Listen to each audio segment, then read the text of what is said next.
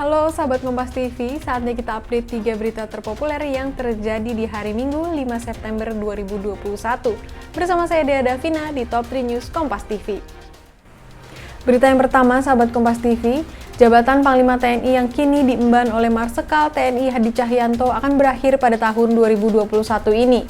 Belakangan dua nama mengemuka sebagai calon kandidat kuat Panglima TNI. Dua nama tersebut adalah Jenderal Andika Perkasa dan Laksamana Yudo Margono. Sejumlah kalangan menyebut dua orang ini calon kuat Panglima TNI. Jenderal Andika Perkasa kini menjabat sebagai Kepala Staf TNI Angkatan Darat dan Laksamana Yudo Margono sebagai Kepala Staf TNI Angkatan Laut. DPR RI kini menunggu surat Presiden Joko Widodo menyodorkan nama calon Panglima TNI. Ketika nama calon Panglima TNI itu masuk ke Senayan, anggota Dewan bakal menggelar uji kelayakan dan kepatutan di Komisi DPR.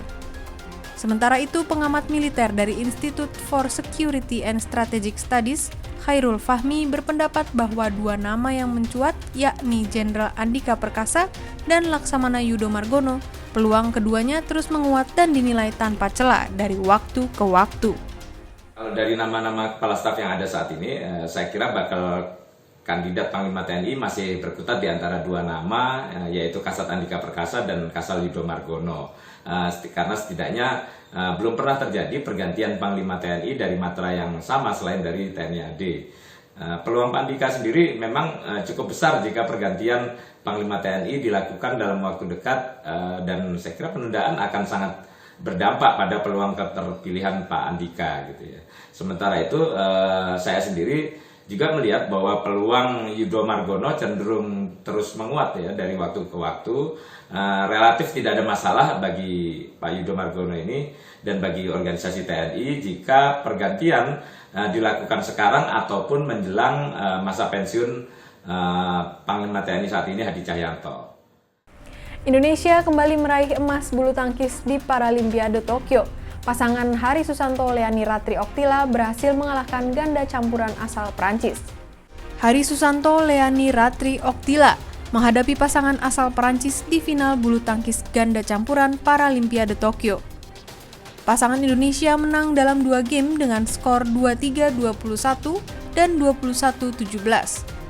Pasangan Hari Leani menambah perolehan medali Indonesia di Paralimpiade Tokyo menjadi 2 medali emas.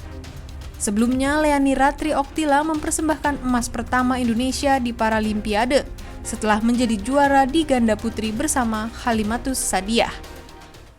Berita yang terakhir, sahabat Kompas TV, Polres Metro Jakarta Selatan berhasil menangkap pelaku pembunuhan wanita yang ditemukan di dalam hotel di kawasan Cilandak, Jakarta Selatan. Pelaku berhasil ditangkap karena terekam CCTV milik hotel. Penyidik Polres Metro Jakarta Selatan pun langsung menangkap pelaku pembunuhan. Pelaku ditangkap di kawasan Bojonggede, Bogor, Jawa Barat pada Minggu dini hari. Hingga kini polisi masih menyelidiki apa motif pelaku membunuh korban. Pria yang berinisial AA ini terlihat di dalam rekaman CCTV hotel masuk ke dalam kamar korban pada Sabtu dini hari kemarin. Kasat Reskrim beserta tim melakukan olah TKP dan memang benar ada dugaan telah terjadi tindak pidana.